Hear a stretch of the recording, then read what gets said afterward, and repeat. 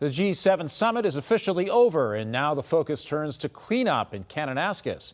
But before every security fence is dismantled and every officer leaves, some of the Albertans who worked the event want to reminisce about a unique few days. Tim Brooke has more. I almost hung up. I thought it was a prank. That's the reaction tool shed owner Graham Sherman had when he was tapped to cook for the G7.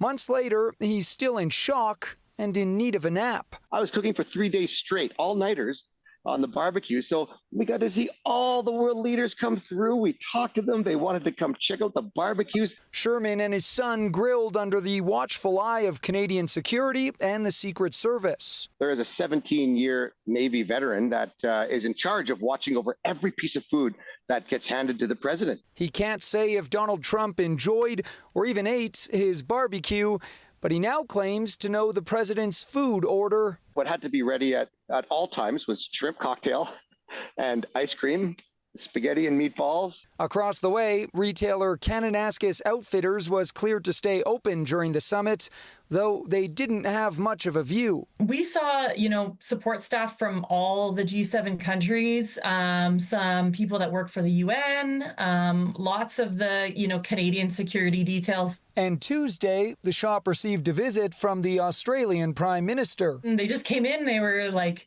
their meetings were done and they had a fun little shopping experience, so that was pretty cool. 23 years after meeting the Japanese leader, the Moose Family Kitchen owners weren't so lucky this summit. It was a little bit more tighter, restricted access for us, being obviously the nature of the times right now. Even still, those involved call it a worthwhile event. For us to get that kind of exposure and have them there, and then hopefully we will see them back with their families. But first, the controlled access zone around K Country is in effect until Thursday.